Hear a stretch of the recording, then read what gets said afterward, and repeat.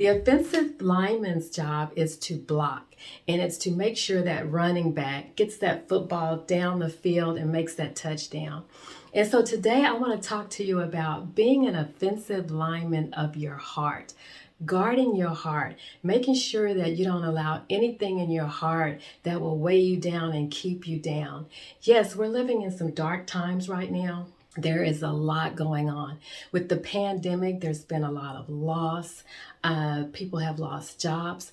And at the same time, there have been some victories. I'm reading stories about people who have started new businesses, who have fallen in love and gotten married, people who have retired early and are traveling to see the world. And so today I want to talk about how to guard your heart and keep those things out of your heart and out of your mind that will weigh you down and keep you from thriving and moving forward. And to do that, I like to think of it as being an offensive lineman of your heart. You know how the offensive linemen, they get in their stance and they're looking across the field and they're looking to see if anybody's going to try to tackle the running back. And if they do, they block them or they might tackle them. Sometimes they even push the runner forward so that the runner can go ahead and make that touchdown. Proverbs 4:23 says, "Keep thy heart with all diligence, for out of it are the issues of life."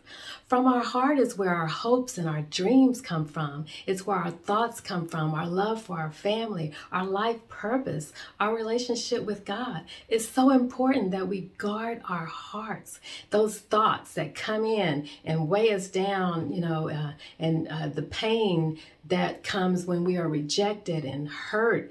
These are things that will happen in life, but we have to manage those and not get stuck there. Don't get stuck in the sadness. Don't get stuck in the anger. Be that lineman and block it. Tackle it if you need to. Knock it down. Sometimes you have to push yourself down the field like the offensive lineman pushes the running back down. Push yourself through. Sometimes there are triggers, things that will trigger you to be sad. And so think about that. What are the triggers that you have? What triggers you to be sad?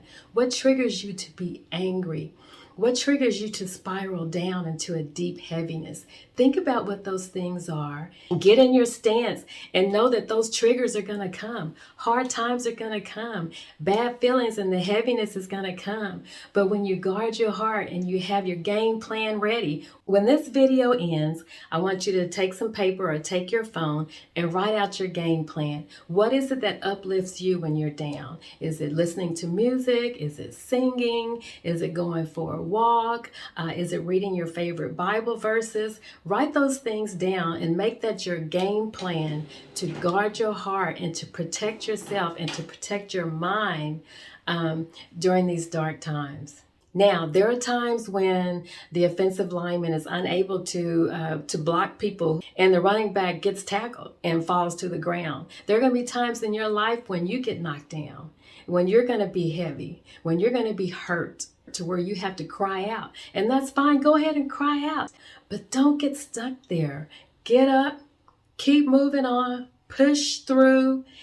And remember, you can't do this on your own.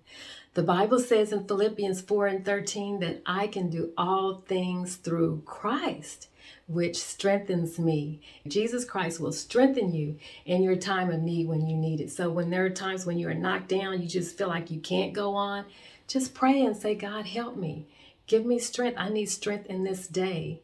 It's a moment by moment, day by day thing.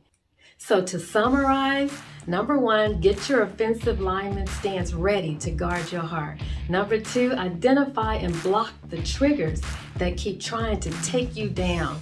Number 3, pray and ask God for strength daily. And number 4, keep moving. Don't let anything or anyone keep you from living a victorious life.